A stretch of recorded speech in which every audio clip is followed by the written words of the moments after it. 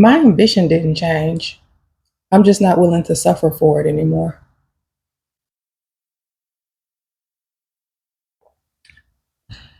I'm sipping on some pomegranate tea. I've been becoming more curious about teas lately. I gave up coffee months ago. And now I'm really not a pomegranate fan, but that tastes really good. So, in today's video, I'm going to talk about ambition and how ambition really isn't your problem. Again, I'm still ambitious. I'm just not willing to suffer for it. And your ambition really isn't the problem, but your relationship with ambition is.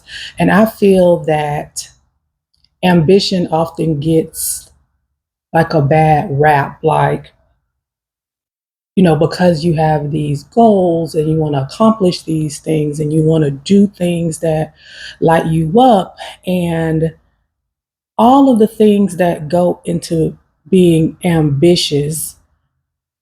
But that wanting those things, wanting to achieve, wanting to have big goals is really not the issue. Of course, that's not the issue. The issue is that ambition in this modern society has been automatically paired with overwork. So your relationship with ambition is what is the issue. Me too, or previously that was me too, because the way we look at ambition and all of the things that go into us being this way, if it was, first, especially us Black women living in America, we have a lot of expectations on us, maybe how you grew up. You watched yesterday's video talking about being the eldest daughter, maybe your family dynamics, being an example to those around you, family, friends, your community, like all of the expectations that go into ambition and how we often just work ourselves to the bone. I mean, if you're watching this video, then I'm sure you can relate. So, what I had to do, and again, while I'm talking about these types of things, is because we have to start developing a different relationship with ambition. We can still have the vision, have the dreams, have the goals, have the desires, want to do good work, want to do meaningful work, want to build businesses. But what we have to start doing is not sacrificing our health, wellness, our well being, just not like abandoning ourselves to this construct of what ambition looks like in this modern society.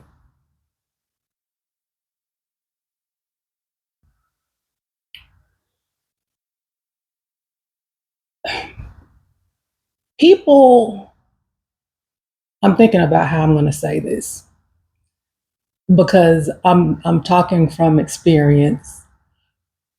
People tend to assume when you have this identity of being ambitious or overachiever, and when you start reimagining what this can look like, people assume that if you're choosing to slow down or do things differently or take a different approach, that like you're not a go-getter anymore. You're becoming lazy or you're becoming a slacker. And again, like I've said before, for women like us, like lazy is not in our DNA. Like, so those things aren't the truth, but people start to assume that since you are, doing things differently, that you're no longer like this go-getter. And that is like the furthest from the truth.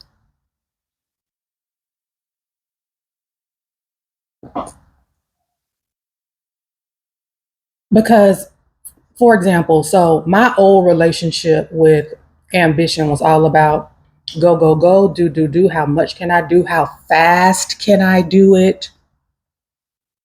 How big can I expand myself? How much can I prove myself? Now, girl, who was I really trying to prove? Like, I don't know, but those are the things that like your old ambition is rooted in. Worth. I hear that a lot, that your work equals your worth. And while I probably didn't have that exact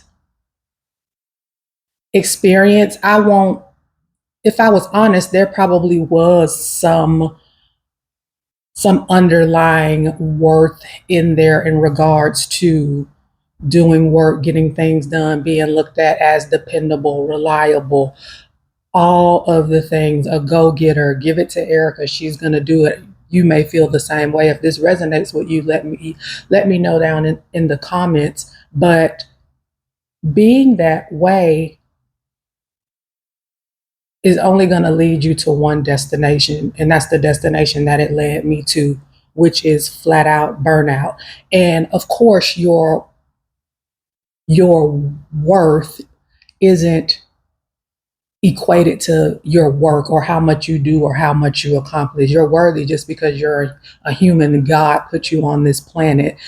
That means you're worthy. No degree, no project, no position, no title, any of that is equal to how worthy you are as a human. But those tend to be some of the things that ambition is rooted in. It was some of the things that my old relationship with ambition was rooted in. And that's why I say you need to build a different relationship with ambition, because again, you can still be ambitious. I'm still ambitious. It's just, I'm sorry about that noise if you can hear that out there.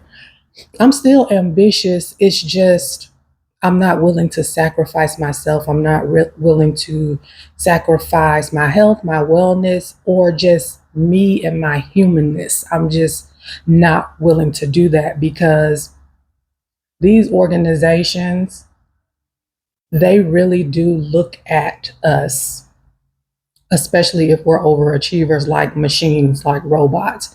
So if you allow that, they will continue to take. So if you're not prioritizing yourself, nobody else will. And I can promise you that. So what my new relationship with ambition looks like is I care more about how I feel. So while I still have goals, I'm still navigating a traditional 9 to 5. I'm building a business. I'm all about how my body is feeling when I get those signs of, hey, I am listening. Even in my current 9 to 5 that I went into after my sabbatical, it's not the most aligned. It is not. And I'm acutely aware of that. And yeah, that'll be a totally different video. But I say that to say, because I'm aware, like my body has already given me the signs, and being that I've experienced burnout in the past on a very, very high level, I am acutely aware of those signs that my body starts to tell me when, hey, this is getting to be a little bit too much, or hey, this isn't really how I'm trying to work in this season, or hey, so I'm paying attention, and I'm making aligned steps. But I am deeply, deeply rooted in listening to my body and knowing when those signs present. I'm not abandoning myself for a job anymore, and rest and creative expression is deeply a part of my ambition, because while we can still chase the goals, work towards the goals, build towards our visions, you still can do that. you have to prioritize your well-being. And for me, that's rest. And like to what I would like to impart on you as well is let that be rest and some type of creative expression, because ambitious women, we are so creative. And when we are able to tap into creativity as a means of care for ourselves, it was a game changer for my life. It really it really just changed the game for how I take care of myself. And again, like I said, prioritizing rest. And I mean all the types of rest, not just physical rest, because of course you need to get your sleep. Get your sleep, girl. One thing I'm going to do is go to sleep. I've never really had any problem sleeping. One thing I'm going to do is get my sleep. But ambition today just looks healthier. Yes, I'm still building a business. I'm currently still navigating a traditional 9 to 5, but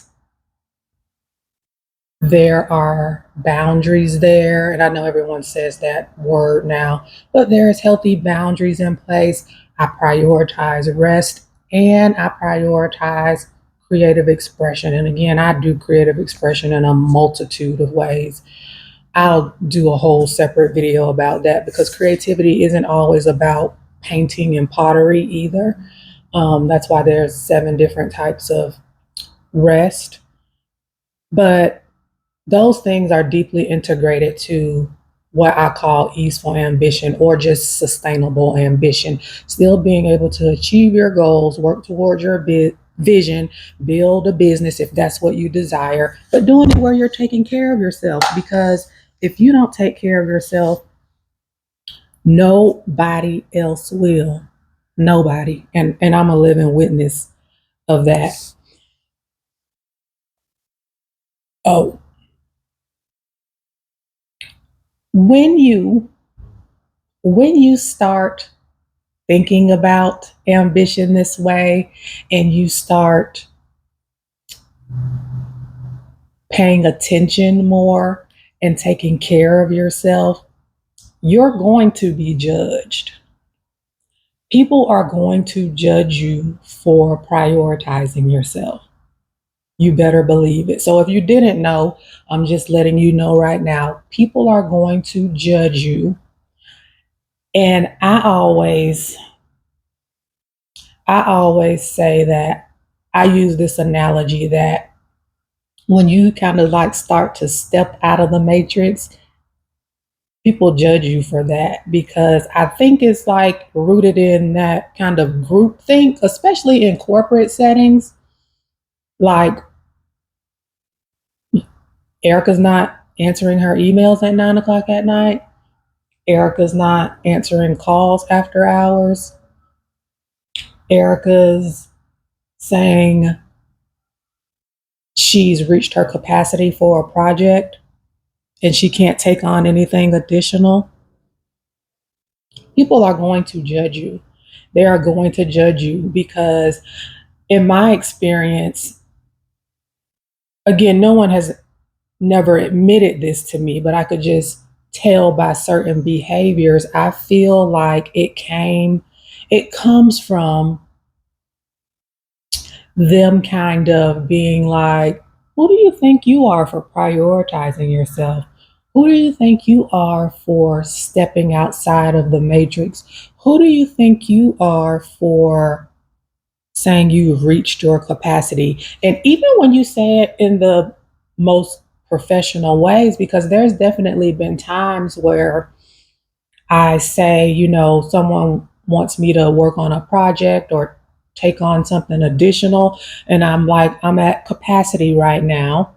Can that be delegated to someone else? Or if it's something that you really need my experience or expertise on, speaking with my executive leadership or whomever that may be, your executive leadership, your manager, your director, whoever that may be, and say, if my expertise or my experience is really needed on this project, let's have a meeting to discuss on my current workload what's going to be deprioritized or taken off my plate. Because again, we cannot do everything. Like all of us as humans, we have a capacity that we reach. And if you're continuously going past what you know your capacity is it only leads you to one destination, and that destination is burnout. So that's why I said you being ambitious, you having this high level of wanting to achieve, which is no problems with that, no issues with that, but it's rebuilding that relationship, asking yourself hard questions, really tapping into what the signs your body is telling you,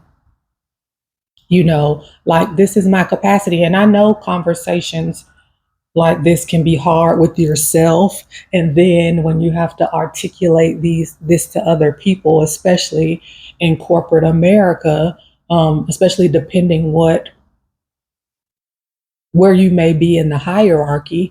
But there's professional ways to say, hey, I'm at capacity, because when mistakes start happening or you're not delivering at the level in which is expected of you, excuse me, then that would be a problem.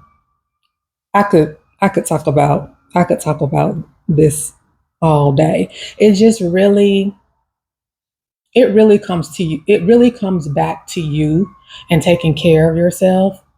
I don't know why every time I want to record a video, here comes some like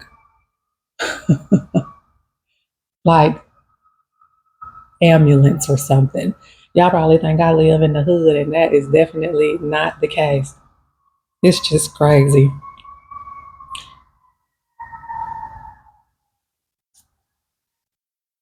See, if I was doing this previously, like during the edit, I would just edit this out. But since we're doing this 100-day challenge, we're just gonna go with it. But that's why I really want to impart on you that you being ambitious isn't the problem. You just have to build a new relationship with ambition to where it's more sustainable, and you're not running yourself into the ground for, I'm talking about work, but for anything really, for anything in your life.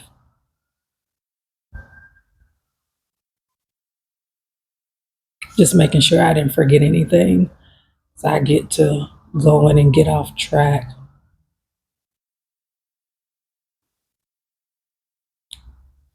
So if you want more in your life, you want to continue to achieve, there is nothing wrong with that. And especially if you want to do it in a way where you're not running yourself into the ground, you're not self-abandoning yourself, you're not sacrificing your health and wellness. There is nothing wrong with that. And don't let anyone convince you that there is something wrong with that, because like I said, people will judge you. I remember even back to where I first left my corporate leadership job. I really didn't even tell anybody. I told my mom, I told my best friend. I didn't even tell my dad because I feel like he just wouldn't understand, because people really just don't get it. Like when you have just like, you just can't take it anymore. I lost a really close person to me for this reason. Like, she just didn't understand, like, why would I leave this job? Like, why would I leave? Like, so people are going to judge you for it, but just remember that is something that is within them, and oftentimes it is rooted in their own fear of not choosing themselves and anything else that they may have going on internally. That's them. You have to think about you, and it is possible to still be ambitious, to still do good work, and take care of yourself. All of those things are possible. All those things are true. And that's what I really want women to take from this video. This is what I want you to take from this video. It is possible to be ambitious and take care of yourself, and not just sometimes, all of the times, all the time. So that's where I'll stop here for today. If you're still here, let me know down in the comments if any of this resonates with you. And I'm Erica Prevail. I am sharing daily conversations for ambitious women in supporting them and helping them rework their relationship, your relationship with ambition, capacity, rest, and creativity. I'll see you tomorrow. Bye.